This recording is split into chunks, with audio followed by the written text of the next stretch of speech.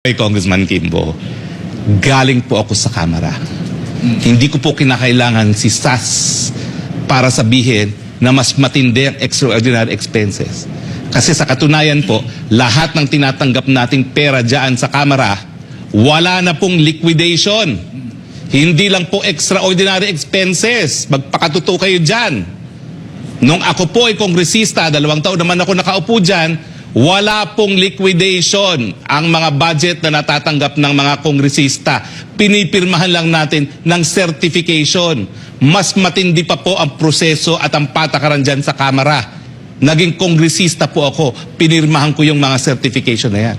Nung bago ako, sa totoo lang po, ang dami nag-a-apply, yung mga dating staff na mga nawala ng kongresista. At ang palagi nilang sinasabi, kailangan nyo kami sa liquidation dahil mahirap ang liquidation. Mula po nung 17th Congress, tinanggal na po yung liquidation. Certification na lang. Yan ang extraordinary expenses ninyo. Confidential and extraordinary expenses. Lahat ng natatanggap ng congressman. Magkano yan? Nung panahon ko po, kasama ang sweldo, 700,000 a month. O, kasama na lahat yan. Supplies, travel. Pero actually, may mga itemized lang yan. Ang katotohanan yan, binibigay ang bumbuo cash. Pipirmahan mo lang ang certification na ginastos mo yan. Wala nang kinakailangan pa. Wala nang liquidation. Nagulat ako kasi nga, nung nandun ako bago, nung mga unang araw ko, awawan namin nagsasabit ng resume, ang palagi nilang sinasabi, sanay kami mag-liquidate. Tinanggal na po lahat yun mula nung 17th Congress. Lahat po ngayon, confidential fund, lahat yan, miscellaneous expenses sa Kamara. Magpakatuto kayo dyan dahil ako'y galing dyan, pwede ba? O gusto niyo, isiwalat ko pa kung saan galing ang mga ibang kita ng congressman. Eh ako naman, di ako nakinabang dyan dahil miskin nakakuha ako ng budget, ninanakaw naman ng mga district congressman, kontrolado ang district engineer. Pero hindi naman lahat, sige, attorney. gusto nyo, mag-episode tayo, special episode with Blackboard, kung saan nyo kinukuha ang mga kita ninyo. Kung bakit nagpapakamatay kayo maging chairman ng commission ng Committee on Appropriations. Sige, siwalat natin kung magkano ang proyekto ng mga speaker at magkano ang mga kinikita nyo sa kada piso na ginagastos para sa infra. Gusto nyo? Personal knowledge yan. Hindi ako gaya ni SAS na nagtatanong. Karanasan ko. Nakita ko personal. Itigil ang kasinungalingan. Ang katotohanan, tinatarget nyo si BP Sara dahil siya'y banta sa 2028. No other way of explaining it. Mahiya kayo dahil bakit si BP Sara lang ang tinarget nyo, hindi mga sarili ninyo. Diba? Kung talagang kayo'y nagmamahal sa bayan, kung talaga kayo, dais nyong ibigay ang pondo sa West Philippine Sea, yung sarili ninyong mga miscellaneous funds, ibigay nyo para sa West Philippine Sea. Huwag yung sasabihin you are on the right side of history, tatanggalin nyo isang opisina lang ng Vice President, pero yung sa inyo, tatago nyo pa rin. Hypocrisy is that is the right word for you. Right place of history, mahiya ka nga dyan. Wala ka nga dyan liquidation ngayon sa House Pirma lang kayo ng pirma dyan.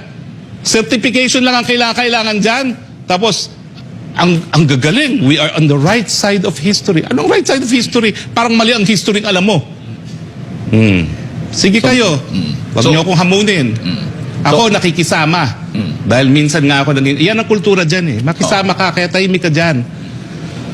Pero huwag kayong magsisinungaling at huwag niyo kayong asahan na mananahimik yung mga taong nakakaalam talaga kung anong patakaran dyan sa House. Magpakatotoo po tayo lahat. Lahat kayo, kailangan nyo niyang confidential fund. Bakit? Lahat kayo mga politiko namimigay na kung ano-anong pera kung kani-kanino.